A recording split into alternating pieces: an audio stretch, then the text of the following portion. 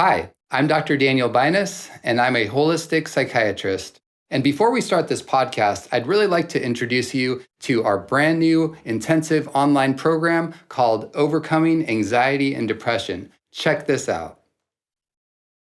We all have times where we feel depressed. We all have times where we feel anxious. Most of us think that, if I feel a certain way, that I'm the victim. But in fact, most of us are the victim of our own thoughts. Take a step back. If you're talking to that coworker and you're starting to feel your blood boil, you need to stop, take a step back.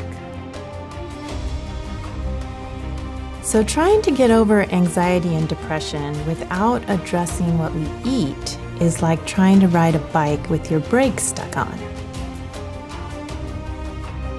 This is an 8-week program that is going to assist you in your battle for optimal mental health. Welcome to the Beautiful Minds online intensive program.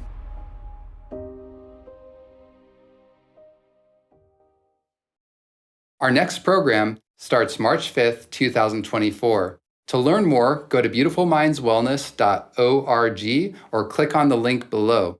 We're looking forward to seeing you there. Now to the podcast.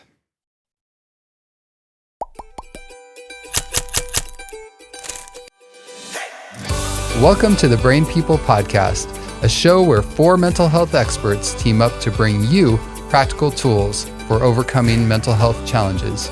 The Brain People don't replace your doctor or therapist, but we will give you some extra tools to help you on your journey. So join us as we fight mental illness, one episode at a time. Welcome to the Brain People Podcast. I'm your host, Dr. Daniel Binus, and today I'm joined by Mariola Porras, and she is life and health coach extraordinaire.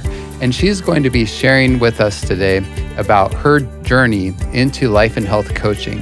And she's going to not only be sharing about how this has impacted and helped other people, but how this journey has also made a tremendous impact in her own life.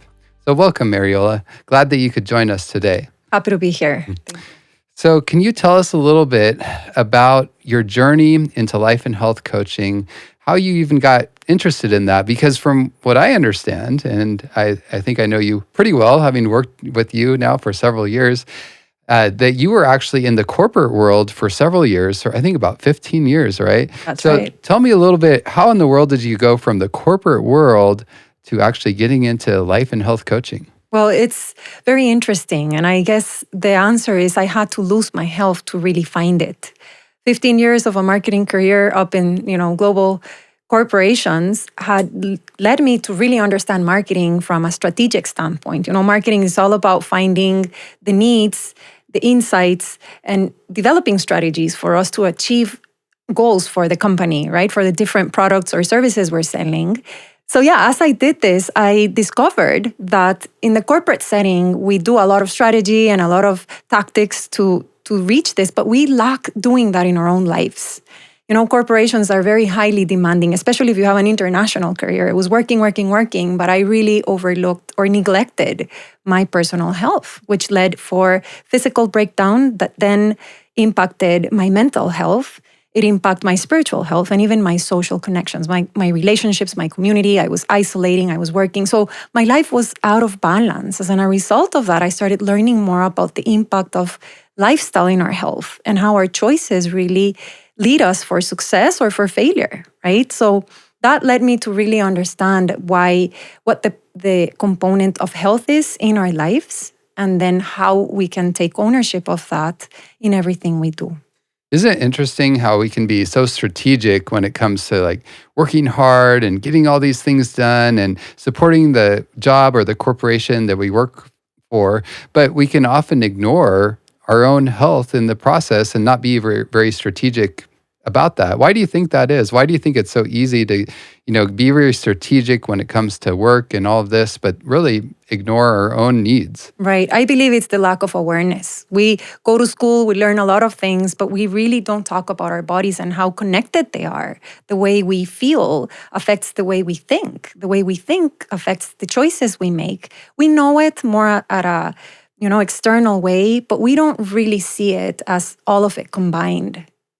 Yeah, it's interesting. As a psychiatrist, I often notice that patients that come to me, they often tell me like, look, this is the first time I'm really learning about how to take care of myself. And to me, it is kind of crazy the way we do education in the world, isn't it? Because in my mind, I'm like, we need to get better at like educating our children of how to take care of their physical and their mental health so that that's not last place. Because if you're not doing that, then everything else in our world is going to fall apart, isn't it? Absolutely. Yeah. We don't take classes on how to deal with grief. And we are all facing brokenness and loss and even emotional intelligence, right? We learn a lot of theory, but how do we apply that in our everyday life? So that's very important. And we get to learn it, unfortunately, through experiences, through the consequences of making the wrong choices. That's right. So what was the moment when you were in your career and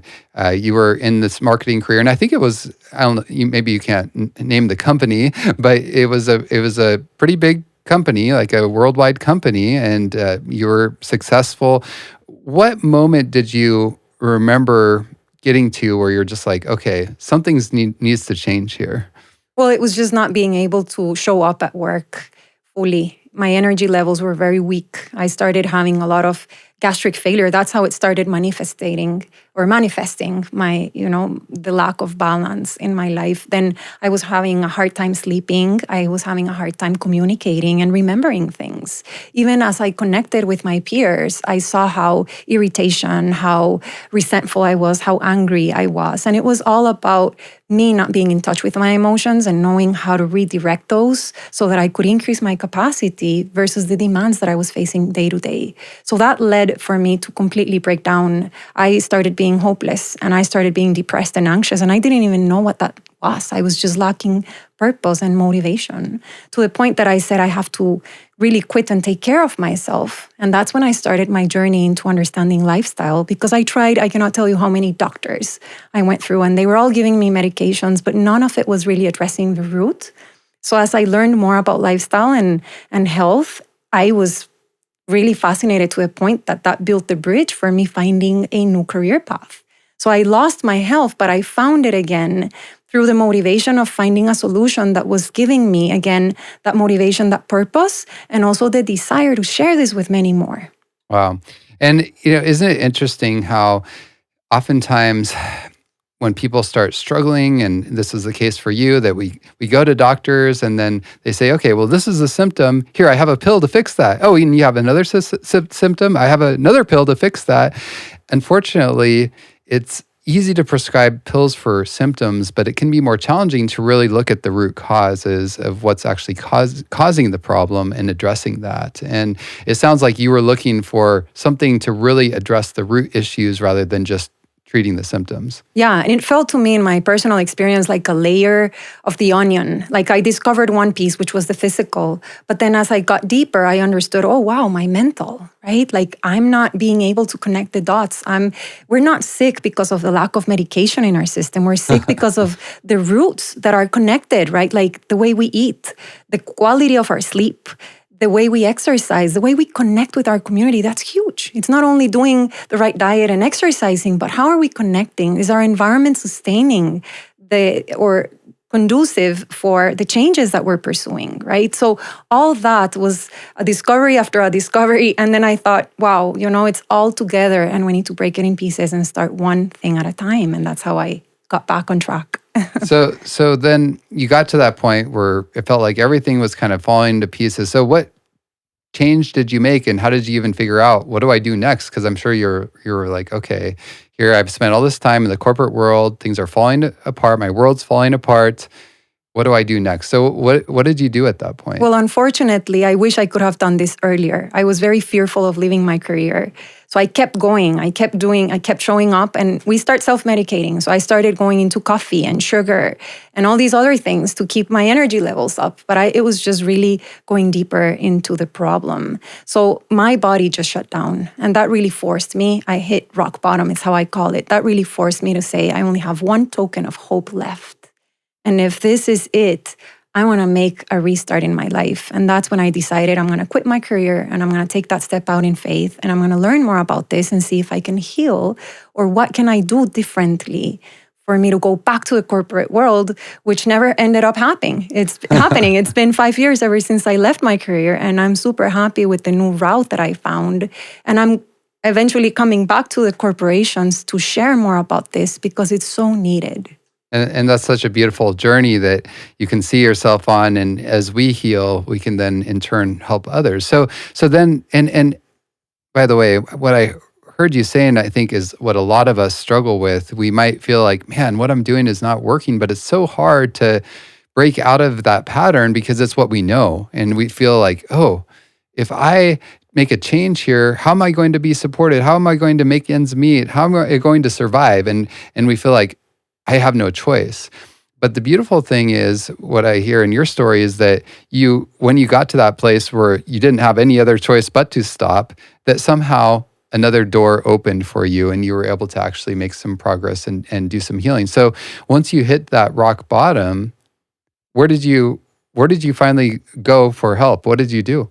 So I researched a couple schools and I learned about a lifestyle center here up in North California that did a lot of lifestyle medicine or preventive medicine. And I decided to join their program. So it was 1 semester I had in my pocket. That's all I had. I'm like, okay, I'm going to go for that semester, learn as much as I can. And as I was doing that, we worked with, that lifestyle center, which is called New Start. And they also have a depression and anxiety recovery program. So part of our training as students was to really serve and apply those tools with real life examples. And I found the connection of the mental with the physical. And I thought, everything we do, if it doesn't incorporate the mental at the heart of it, we will never change. You can tell a diabetic, change your nutrition, change your diet. We know that reverses diabetes. But if the person continues to have the wrong relationship with their decisions, with their habits, if they keep choosing that because of a mental lack or an emotional need, that person will never heal. So I really got fascinated with the importance of the power of choice that we all have, of the spiritual component, having hope and giving ourselves grace versus guilt, right? And really navigating through our decisions, incorporating all those elements. And that turned into a career path of mental health support, where now I get to experience and learn more about my story through serving others. I believe that serving others and sharing with others is a big part of our healing as well. Absolutely. And what you said about the whole idea of the mental being connected with the physical, I couldn't agree more. As a psychiatrist and also a doctor of medicine, I see that over and over again where people struggle with their physical health largely because they don't have their mindset in the right place. And that's oftentimes, I think, at the very root of the physical health issues. And oftentimes we do it backwards. We're like, okay, fix the physical and then somehow we'll take care of the mental later on or something like that. It becomes second place. But I think, like you say, it really has to go hand in hand. And for our listeners out there, I really want to encourage you, when you think about health, you got to think of the full package, right? Absolutely. Absolutely. The way I like to explain it is in 4 layers. We first start with our physical foundations. It's like taking your car to the service. How often do we take our car to the service? Like a couple times a year at the least, right? But our bodies, how many times do we assess our bodies in terms of our physical foundation? So we have to start with making sure we're sleeping well, making sure we're exercising, eating the right food, like getting the right fuel, right? The engine being taken care of. And then as we work on the foundations, then we go into the mental. And that is really understanding and absorbing the new concepts and applying them. And then that's individual work. That's very personal work. But once we get that established, then we can go into the emotional and social component, which is how do I connect with those around me? What choices am I making to recruit the power team I need to continue growing? And then that leads into our spiritual, which is where do we get our strength? Where do we get our identity, our sense of purpose, right? Our worth I got my worth a lot out of achievements. And then I understood that, hey, that's a vicious cycle. I need to change that into a virtuous cycle where I'm connecting to the sources that give me that, and then I can serve and give it to others. But that doesn't come from my own accomplishments, but more from our spiritual Absolutely. health. And, I often call that the performance trap because it's so easy to get in that mindset. And that's really what the world rewards us with, is saying, okay, if you perform, then you're going to get the rewards. But in reality, if we're just focused on performing, I think we miss out on the most important elements of life oftentimes. Absolutely. We've talked about your journey and how you came out of that really difficult situation. Thinking about coming out of that situation of burnout in the corporate world, what do you think have been some of the most difficult aspects to come out of that and to enter kind of into your new life, so to speak? Well, one of the biggest things was pressure, right? We hold ourselves or we compare ourselves to standards that are many times unrealistic or high, right? Like I remember health, I would define it based on what I would watch on advertising or on TV or magazines, right? Or other people would tell us. I thought health was going to the gym every day, at least 2 hours, having to eat the right diet. But that when you're overwhelmed and burnt out, that is not the recipe we need. Actually, that it gets us to be even more frustrated and not even trying it. So I remember that having those references redefined helped me a lot. I learned that health in the stage I was or the season I was in was actually resting and saying no to many of that because I needed to recover. So I think one is the standards that we hold ourselves in comparison with. The other thing is peer pressure. There's a lot of competition out there, and we are expected to constantly deliver and measure ourselves based on others. And then I discovered that actually we all have different values. We all organize them in different hierarchies. Like what matters to me right now in the season I'm in might be very different from your values, right? So that's very important, not to compare ourselves. And that was very hard for me to discover. And the other thing is pride, also accepting and being vulnerable and saying, hey, I can't do this. I can't show up in that way, or simply saying no. So those were the biggest challenge I can think of. So how did you get past those challenges? Because it's so easy for us to compare ourselves with others, to try to reach a certain standard, and then have this pressure to perform a certain way, and of course to make sure we're having that ideal job or whatever. And we can have the pressure, of course, from ourselves, but we can have the pressure from society. We can have the pressure from our family. How did you overcome these big tension points and actually get to a point where you're feeling like, okay, I can move forward with this and really have a new life? Right. Well, I guess what happened to me was I was needing to learn to be humble. And I was humbled by being so broken physically and mentally. Like there's a point where you can't hide that. People see it. So you have two options: to continue living in denial and, putting up a front. And that becomes heavy in the long term. So either that or stepping out and saying, hey, this is where I am, acknowledging, owning it, and asking for help. And I was forced to do that because physically I was not able to function. So asking for help. So did you then, of course, you went to the lifestyle program there at Weimar Institute and everything, but did you ask specific people for help? Were you able to get some support through this process? I think that throughout the process, I was able to have people that supported me, that I was feeling safe in talking about these things. I had mentors and sponsors in the corporate world. I also had great teachers and different family members or even friends that were used in the whole equation to really point out that it is okay, that we can try again and discover. I saw it as taking a break. I saw it as, I'm going to take a sabbatical year and really get back on track. You know how many people go into disability. So I saw it as an opportunity to really get back and assess where I was needing help. And then I started physically with, researching more of these doctors that believed in alternative ways from what I was already looking and finding no answers from. I had tons of counselors and mentors as well. And I think that's so important because sometimes we feel like, oh, I got to figure this out on my own. But one of the most important things in the journey of healing is, like you said, humbling ourselves and reaching out for help, being open to people, mentors and coaches. And I've often heard it say, if you're going to be coaching others, you really need to be willing and open to being coached yourself. Absolutely. I have my own coach as we speak because I need to process a lot of things. And we're all humans, we're all growing, so we all need that accountability. I believe in it. So how did you actually transition from learning and healing yourself to then helping others and becoming a coach yourself? Well, I didn't even know I was being a coach as I was healing, right? Because I was trying to apply all these principles. But as I shared my story, as I met people where they were, in the different work environments that we had the opportunity to work as students, I saw how that brokenness, how being vulnerable with them could actually provide hope and healing to others. And I saw, wow, this is amazing. It's not knowing it all. It's really sharing ourselves and saying, hey, this is how it worked out for me. And let's brainstorm together. And that alone brings a lot of healing on both ends. So I was like, wow, can I do this for a living? Like it's actually that definition of a dream job, right? So I just decided to continue getting more tools and finding opportunities to continue sharing with coaching. And I love how you didn't wait to start helping others until you felt like, oh, I know everything and I got this all down and I'm completely healed myself.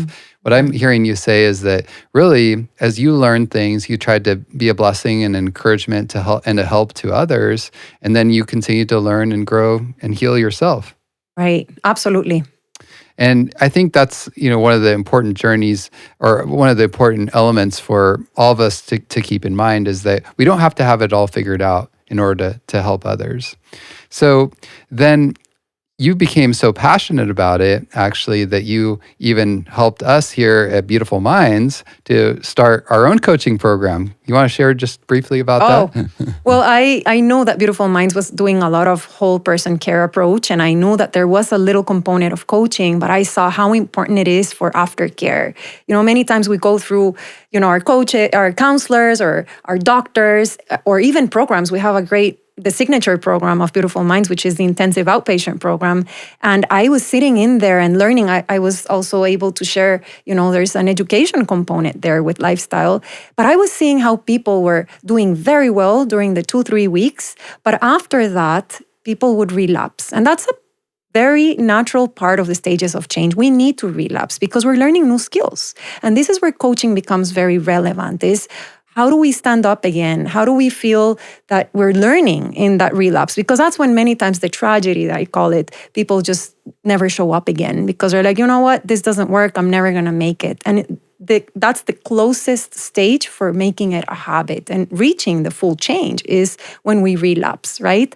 But coaching can really support that for people not only to learn things, but to also continue checking in with other like-minded people and with coaches that can help them strategize to identify what's working, what's not, what can change. So as we started, and thank you for the opportunity that Beautiful Minds gave me to really try that out, we've been able to see this is a very big pillar in the success of our clients. Absolutely. And we've been so excited just to see the success. And we really appreciate all the hard work and love that you poured into not only the organization, but into our clients and the wonderful changes that we've been able to experience. So in closing, what would you say to someone that is really struggling? Maybe they're struggling with their job or maybe just life in general, and they're burned out and they feel like they're at an end and they need to make a change. I would say that they're not alone. We're all in that journey, and there will be stages in our life where we need to really own that and connect with others. There's a beautiful gift in sharing ourselves with others because we're all designed to be part of a community. And in that unity and connection, there's power. So I would encourage them to reach out and to try it out. Yeah. And I agree. I've seen so many people where they're on that verge, and just a little bit of encouragement to get past that fear of change can do so much. And if people can just take that first step, and you don't have to do it all at once, right? Right. Just that first step towards positive growth. And like you said, reaching out for help. And then, starting to see those little benefits, and then it gives courage, I think, to make even bigger change. And really, life has so much available for each one of us, and we don't want to shortchange ourselves, right? Absolutely. And I think the coaching piece, and I'm biased by saying this, but I think that as we go into a coaching space, that's where the discovery takes place. That's where the fun part, it's like, okay, I've learned all these things about my past. What can I do now with that to build the future? So it's a lot about experiencing, exploring, discovering, trying things out. So it's like the workshop space where we get to do that with our own lives. So it's a lot of excitement. It shouldn't be threatening at all. It's putting our life into action.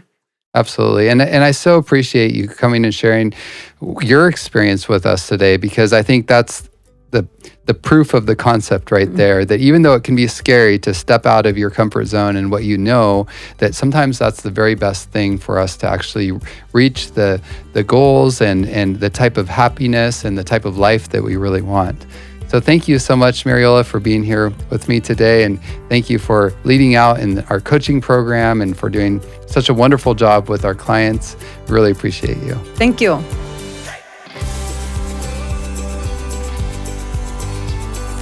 Thanks for listening. To hear more episodes, find us on social media, or support us financially, visit thebrainpeoplepodcast.com.